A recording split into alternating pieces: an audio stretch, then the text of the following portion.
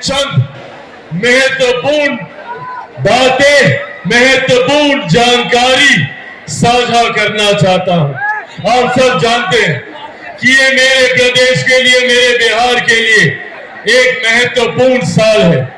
इस साल बिहार में विधानसभा के चुनाव होने वाले हैं और ये विधानसभा के चुनाव निर्धारित करेंगे हम लोगों के आने वाले 5 साल का भविष्य।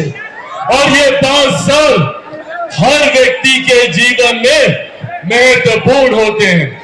लोकसभा चुनाव के दौरान हम लोगों ने देखा कि किस तरीके से विपक्ष के नेता, विपक्षी दल झूठी बातें फैलाकर हम लोगों को भ्रमित करने का प्रयास करते हैं और पुनः ये षड्यंत्र आने वाले महीनों में रचा जाएगा।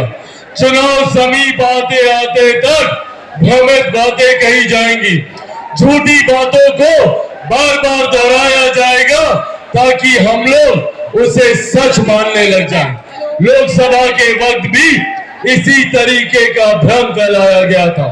आज जब हम लोग इस बहुजन भीम संगम में हम लोग मौजूद हैं, तो आज मैं मेरे नेता के नेता, जिन्होंने देश का मार्गदर्शन करने का काम किया, जिन्होंने देश को संविधान देकर एक व्यवस्थित व्यवस्था के साथ देश कैसे सुचारू रूप से आगे चले, ये किया जा रहा है। पर ये बातें हम लोगों को जानना जरूरी है कि जो लोग आज संविधान की हत्या की बात करते हैं, सही मायनों में अगर देश में किसी एक कालखंड में अगर संविधान की हत्या की गई थी तो वो 1975 में आपातकाल लगाकर सही मायनों में संविधान की हत्या करने का काम कांग्रेस, उनके नेता और उस वक्त की प्रधानमंत्री इंदिरा देवी जी के द्वारा की गई थी।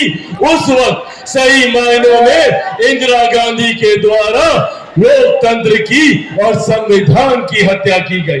उस वक्त का दौर और जितने लोग आज इस तथ्य, ये लोग जेल नहीं गए थे।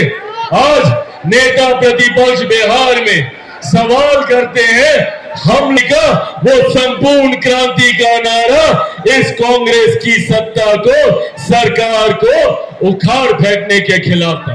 पर आज जब कांग्रेस के नेता राहुल गांधी जब बिहार आते हैं तो हाथ में एक लाल रंग की संविधान की किताब को बार बार लहराने का काम करते हैं, जनता तक को प्रताड़ित करने का काम किया। इसके लिए कांग्रेस और कांग्रेस के नेता कब माफी मांगेंगे, ये जवाब आज राहुल गांधी जी को देने की जरूरत है, जब वो हाथ में संविधान की किताब लहराने का काम करते। उसी संविधान को पूरी तरीके से बदलने का काम आपातकाल के दौरान किया गया। आज जो लोग कहते हैं कि एनडीए की सरकार संविधान को बदलना चाहती है, उस वक्त संविधान के मूल स्वरूप तक को बदलने का काम अगर किसी ने किया तो वो कांग्रेस की सरकार थी। ये हकीकत कांग्रेस वाले युवा थे, पिछड़ा वर्ग से आने वाले युवा थे, अल्पसंख्यक समाज से आने वाले युवा थे।